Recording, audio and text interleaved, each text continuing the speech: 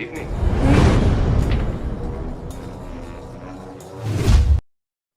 And without further ado, the man who holds the story that many of us have longed to hear as to why Spooky World is no longer in the Berlin location. I'd like to introduce you to Keith Vachon from beautiful Hawaii. Keith, thanks Yeah, for being here today.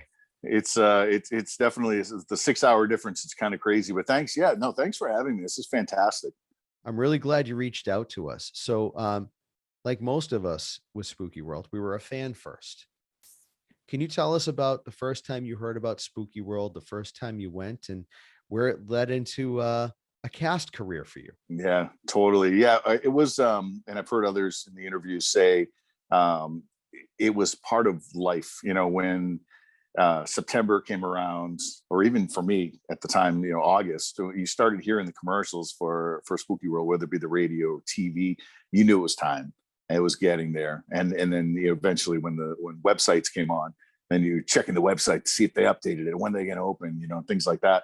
But yeah, you know, the late night TV, be watching other things, Elvira, things like that. And then all of a sudden the Spooky World commercial would come on. And I always loved being scared. I always loved haunted houses. My parents would take us to the small ones, you know, all the time. We'd go in there, and I loved haunted houses, and decided to go one time. And it was just like you hear about people there. You check yourself at the door. Everybody, you know, you're in the zigzag line, and you see the same person, you know, 10 minutes later as the line's moving. You're talking story with them, and it's really great. And then started with the hayride and the museum and all. It was really, really great. It was a great experience. Tiny Tim and Bobby Boris Pickett, and it was just, you felt like you were a part of something, even as a fan, which, you know, and I can appreciate, you know, you were younger at that time, and I can appreciate now where you're at, how it's come full circle for you. And it was just a great experience. And it was, you know, like Linda Blair said in one of the pieces you have, it was family oriented, so there were some scares, but it wasn't, even the gory parts on the hayride weren't, you know, you didn't feel like they weren't scary, like, oh, crazy scary. Might have been because I was an adult at the time, but you know, it was a fun time, and I really loved being there. And you know, went back a couple more times after that in those first few years. And then at one point, I was working this in between job. I was working in Westford, which is probably what, about half hour, right, from Berlin? Yeah, just about. Yeah. Okay. And there was this kid working there. His name was Mike. And he says, hey, this was probably 98 or 99. And he said, hey, man, you got to come work at Spooky World. I'm like, I don't know. It didn't seem like anything I really wanted to work at. You know, I like scaring people in general, but I don't know. And he said, no, but he said, it's a little different now. I said, what do you mean? He said, they have a clown house. I was like, a clown house? Really? Now you got me. He said, yeah, it's called the Cirque Macabre. They've got a rating system of skulls. He said, so 1 skull is tame, 2 skulls, 3 skulls, 4 skulls, scarier. This is the only 5 skull attraction they have there. And that wasn't there when I had gone earlier in the 90s. And I was like, are you serious? He's like, yeah. He's like, and they let us live up to the 5 skull rating and really scare the people. I'm like, this is what I always wanted. You know what I mean? So we checked it out. I went down, I drove over one day after work, and I think I met with Ed Gannon and a couple other people, interviewed, signed the papers right then and there. I said, this is for me. I definitely want to do this. They showed me around inside the Cirque Macabre.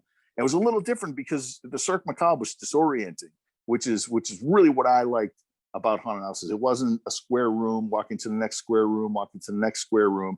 It was like almost like a one-way maze. And the corners were being utilized, and you know, it was very disorienting. And to me, besides the fact that it was clowns, that really helped the scare factor. You know what I mean? So this was what, 1997? I worked there. I think it was, what was the last year in Berlin? Do you know? I think it was 98. It was October of 98, I think. Okay, so then it would have been 97, 98. Yeah. So, do you remember your first day pulling up for work after you had signed the papers to work Eh, there? I don't specifically remember that first day because most of the days were the same. And okay, so I used to, you could always go to the end of 495 to 290 and then take the exit where the mall is and then drive around the rotary and you're there. That was the easiest way to get there. I chose to take, it was either second to last or the last exit off of 495 and take the back road to Berlin. It ends up coming out, to that road because it was dark, it was wooded, it set the ambiance for me on the way in to because at the time I didn't realize it, but we're actors, you know what I mean, we're truly actors, and that used to set the mode for me. So I'd pull up and you go a little further and on the left I think was the patron parking, and the employee parking was on the right across from Spooky World itself. So I'd get there and just start getting into this clown mentality, you know what I mean? And walk across the street. There'd already be a line of people. I'd have my badge, but I wasn't trying to look scary at the time. I just wanted to look like a normal person because I wasn't in my makeup yet.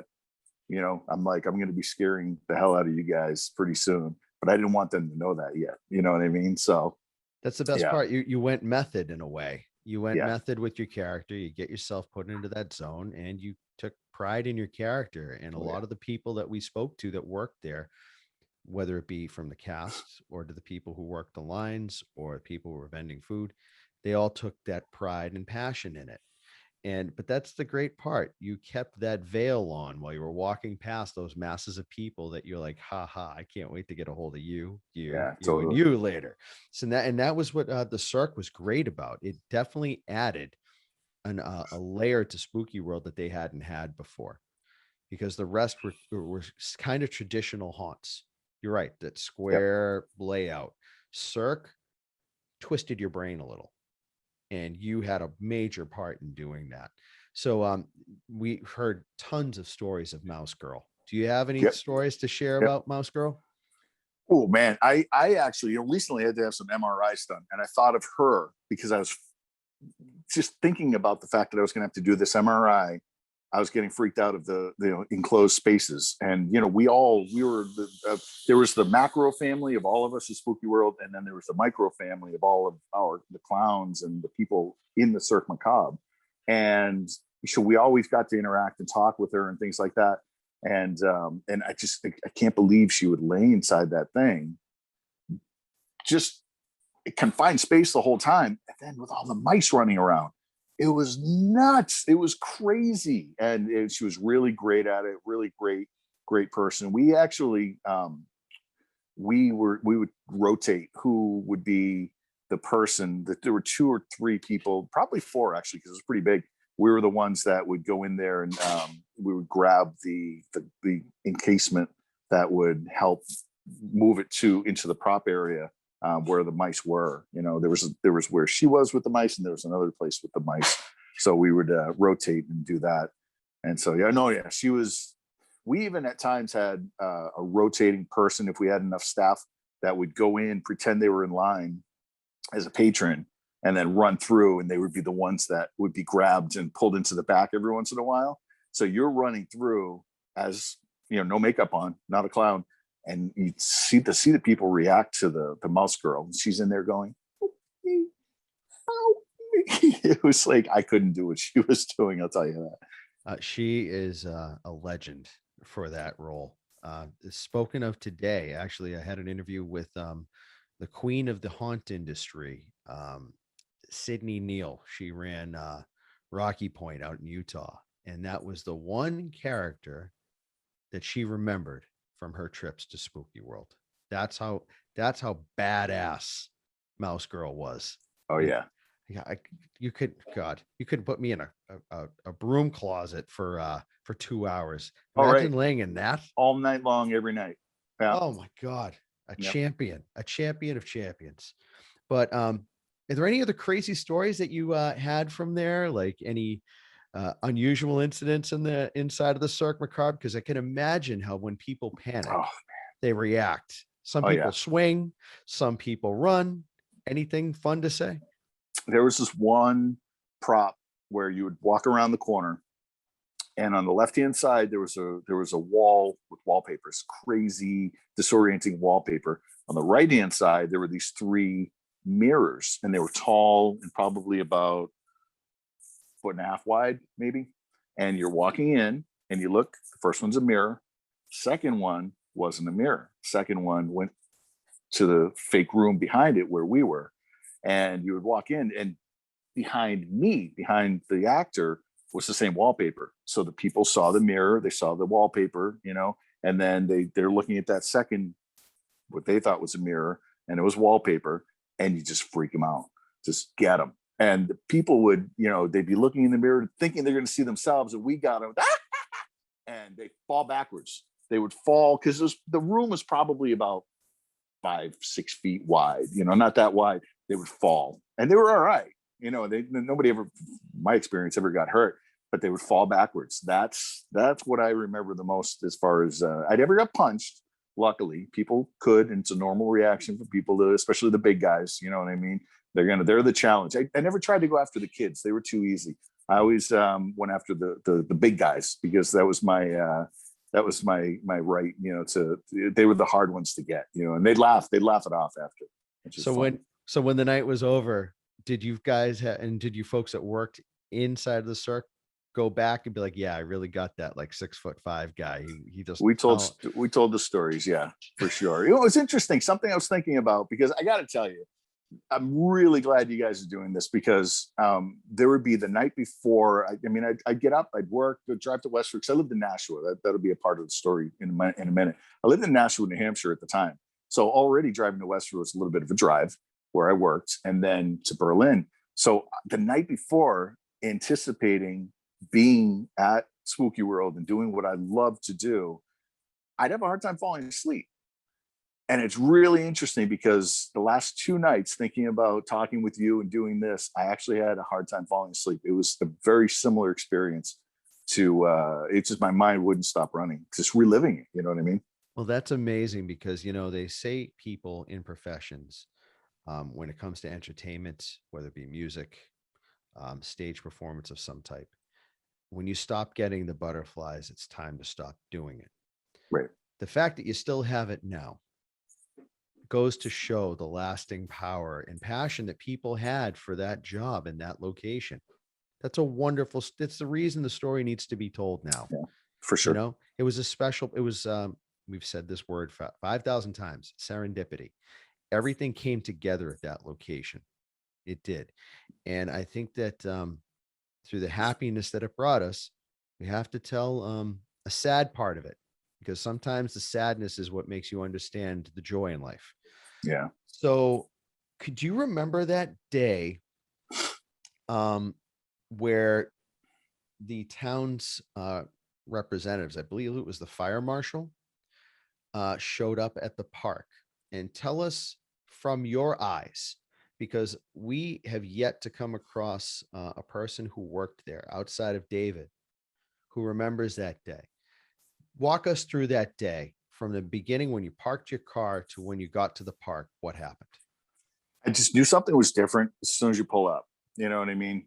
Parked in the parking lot across the street, got out, walked across. Parts of it, honestly, is still a little bit of a blur. I don't remember that day walking across the street, but I do remember something being different.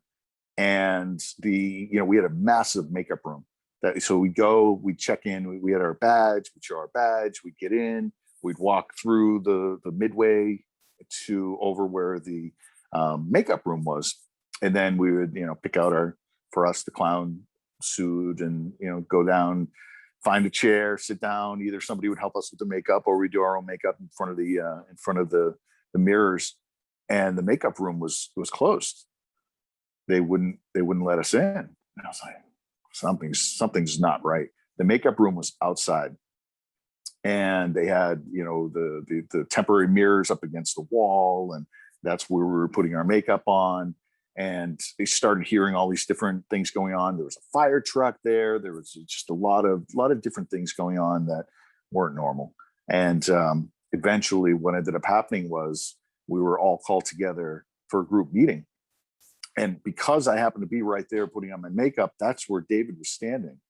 And I was standing, like, he was standing right in front of us and right in front of me.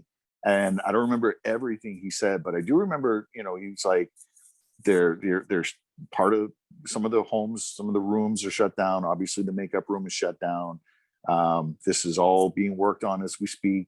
There's a fire truck over there, just in case. He didn't get into the details of what was going on. So there wasn't much we could say anyway. But he said, please don't talk to the press. Don't answer any questions. You don't know anything. So there's nothing for you to talk about anyway. And, for us, luckily, that for the clowns, the Cirque Macabre wasn't one of the buildings that they had shut down. So it was business as usual inside there. And once you get into character and get in there and people start coming through and you're scaring the hell out of them, then you forget about it. But the whole season is just, I wouldn't say it was soured. I loved it, but something was different about it. And then they moved, you know what I mean? From then, I couldn't drive to Foxborough from Nashua every day. So at that point, that was the end of my Spooky World experience. But that was an interesting day, and especially to be standing right in front of the famous David, you know what I mean, while he was telling us what was, again, he didn't give us too many details about it, but it was the beginning of the end in Berlin. And what time? What was that? Very beginning of October? Do you remember when in October that was? Honestly, I don't. Yeah. Some things come to mind, some things don't. I don't know if it was day one or if it was a little ways into it. I honestly don't remember. So it just felt like the energy of the place just slowly started to dissipate. Yeah, it wasn't the same. And I'm sure from a fan perspective, it wasn't the same either, because I don't know how many of the buildings were, decided they weren't, whatever the reasoning was for shutting them down. But they weren't, not all the rooms were open. You know what I mean? So the hayride was still working, correct? Yeah, I believe so. Yeah. Cirque Macabre was still working, correct? Yeah. Yeah. So the Phantom Mine Shaft, I think it was still going on at that point, or had they redone it?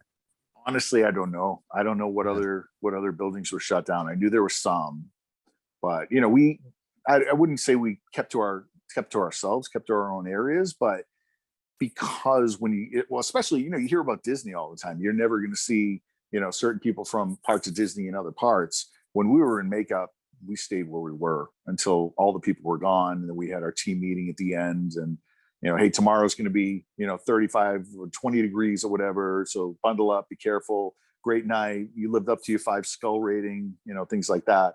And then at that point, I can't speak for anybody else, but I put everything out there, and I didn't have much of a voice. I didn't have any energy left because I was running around scaring people, and it was time to leave, get in the car, drive back to Nashua. So I don't know what other buildings were closed though. But at the same time, you guys left it all out in the field, right? Oh yeah. Yeah, you had passion in what you did, and the show went on. That was the thing. You're like, I'm still working at the place I want to work at, and I'm getting a check for it too. But at the end of the season, I know sometimes the seasons run a little long. They'll go into like the first weekend in November sometimes. Do you remember the last day that you were there? And when you left, did you know that it was the end for Berlin? No, I didn't. Similar to what I was just saying, but almost because I ended up working at another place in New Hampshire the next season, and similar to that, where at the end of each day, you were burned out. At the end of each season, I almost thought, I can't do this anymore. Because I was almost, at that point, I think I was 29, almost 30, right? And I'm like, I can't do it. But then July would come around. I'd start thinking Halloween, you know what I mean? And it's like, I can't wait. I got to get back and do this again. And so when that day, my last day came, it wasn't anything out of the ordinary for me. I don't remember it. When I found out that I don't even remember the day I found out they were moving Foxborough, but I was like, oh, well, can't do that. Can't do Foxborough. Now, did you kept in touch with your colleagues? I'm assuming but how did you find out that it was done? It was like, we're done in Berlin. Completely honest, I don't remember. Yeah. I do not remember. It might have been when the website came back up, because I was always checking the website. It was the fairly early days of the World Wide Web, and I would wait for the website. It might have been a commercial, might have been something on the news. I honestly don't remember what it was. I do remember thinking to myself, I can't drive to Foxborough. You know what I mean? If I lived closer, yeah, that would be the case. But where the new stadium is now, they ended up utilizing that space there, and I did go there, checked it out. I went back and I was big smile on my face the whole time because I felt like it was family. You know what I mean? Did you see a lot of your old colleagues still working at the new location? Yeah, it was great. Yeah. Matter of fact, I had gone back with the friends with the house I was working at that point in Salem, New Hampshire, and we all went there. And I remember going all proud. Hey, look, we're going through the Cirque Macabre. Yeah. So, yeah. Once a Spooky World member, always a Spooky World member, right? Oh yeah. But can I ask you what do you think that the legacy of that Berlin location is in the haunt industry in general? It's probably, I can speak for myself. I'm always trolling YouTube to see if there's any more videos of people going there. You know what I mean? I remember one day I just looked it up. I'm like, I gotta. In fact, I had gone back to visit in 2011, and I said, we gotta drive to Berlin. Well, what do you mean? What's there? I said, we just gotta go. And we didn't go on the property, but I took a couple of pictures of the barn, and just go right on the outside there, and Permagrin was there, you know what I mean? But it was one of the early. I'm a homer, you know what I mean? I was living in at the time Massachusetts, and then New Hampshire near the end, and so it was etched in my mind as a patron, as a fan to begin with. So I'm sure there weren't big haunted attractions around the country that I'm aware of, you know what I mean? And it started it all, as far as I'm concerned. And you were a part of that history. Yeah. As a matter of fact, when I was here, this was probably 2007, 2008. I started looking around on the internet, and I think I found the big facade, the big clown that was at the entrance was available in pieces for sale. And I was this close to taking out a loan and finding a way to shipping it here to Hawaii. Just so who knows what, I mean, I've always had this fantasy dream of opening up one here. So who knows, maybe someday that'll happen when things clear up. But I would have got a storage facility. It probably never would have come out, but I wanted to own that facade, that clown that was in the front. It's woven into your fibers. It really is. Oh, yeah. You will always have that in you. And I'll tell you, if you do open up one in Hawaii, I'm getting a ticket and flying out there. Nice. You can bank on that. Nice. But Keith, I really want to thank you for your time today with us. And please send some of that nice Hawaii weather over our way back here in Boston. We could really use it. You got it. All the best to you, my friend, and thank you for your time today. Anthony, thank you so much for having me on. I really, really appreciate it. And this is can't wait for the movie. I can't either. I can't wait. And we have a lot more surprises ahead of us. A lot more things that you folks are not going to even expect coming up in the coming months leading up to the film's release. So stay tuned. And at the same time, be healthy, stay safe. All my best to you and yours, man. Seriously. Be well. Awesome. Thanks, man. You too. Thanks, Keith.